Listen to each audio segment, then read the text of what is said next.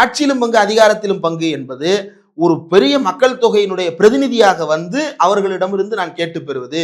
கூட்டணி ஆட்சி என்பது நான் கூட்டணியில் இருக்கிறேன், நான் இவ்வளவு சீட்டு ஜெயிச்சேன்னா நீ எனக்கு எத்தனை மினிஸ்ட்ரி கொடுப்பன்னு பேரம் பேசுறது. ஒரு கூட்டணி ஆட்சி வந்துருச்சு, அதிமுக எத்தனை இடம் எத்தனை மினிஸ்ட்ரிஸ்னு பாஜக முடிவு பண்ணணும் அதான் சொல்றாரு. அப்படிதானே சொல்றாரு. Allocation of ministries will be finalised in consultation with the alliance partners at an appropriate time. At an appropriate time. அதாவது எலெக்ஷனுக்கு பிறகு சரியான ஒரு நேரத்தில் யார் யாருக்கு எந்தெந்த அமைச்சரவை பதவி என்பதை கூட்டணி கட்சிகளோடு சேர்ந்து முடிவெடுப்போம்.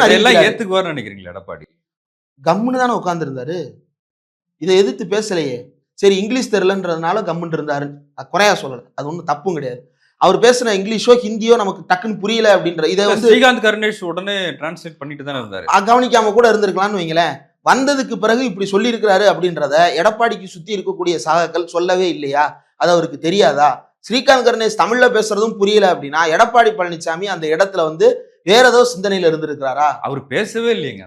ஆமா, பேசவே இல்லை, கேட்கவும் இல்லை அப்படின்னா அவர் என்ன ஆப்சென்ட் ஆஃப் மைண்ட்ல இருந்தாரா? அப்போ அவர் வந்து எந்த விதமான ஒரு நல்ல தெளிவான மனநிலையிலும் இல்லை.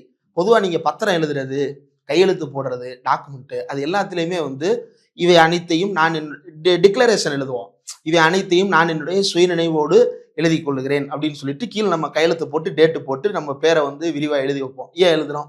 இந்த டிக்ளரேஷன் கொடுப்பதற்கான காரணம் என்ன அப்படின்னா, ஆமா நான் தெளிவான சிந்தனை ஓட்டத்தில் தான் முடிவெடுத்தேன் அப்படின்னு சொல்லிட்டு.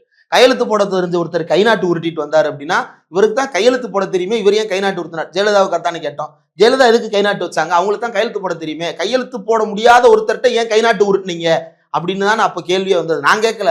அதுக்கப்புறம் அதிமுகவில் போய் அதிமுகல இருந்து வெளியே வந்து உள்ள போய் வெளியே வந்து உள்ள போயிட்டு இருந்த டாக்டர் சரவணன் கேட்டார்.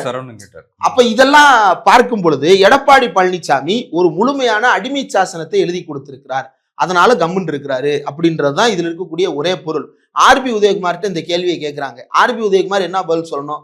கிடையாது, எங்க தலைவர் தான் முதலமைச்சர், அவர் முடிவு செய்வதுதான் அமைச்சரவை அப்படின்னு அவர் சொல்லியிருக்கணும்ல. அது சொல்லல.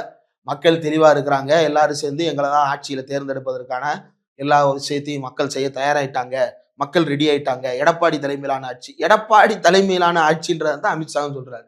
அந்த தலைமைக்கு கீழே இருக்கக்கூடிய மினிஸ்ட்ரியை யார் தீர்மானிக்க போறா? இப்ப இன்னைக்கு அண்ணாமலை என்ன சொல்லிட்டாரு? பாஜக தான் ஆட்சியை அமைக்கும்ட்டாரு. அப்ப சீஃப் மினிஸ்டர் எடப்பாடி பழனிசாமி கிடையாதா? எடப்பாடி பழனிசாமி சீஃப் மினிஸ்டரும் கிடையாது அப்படின்னா யார் சீஃப் மினிஸ்டர் கேண்டிடேட்டா போட போறீங்க?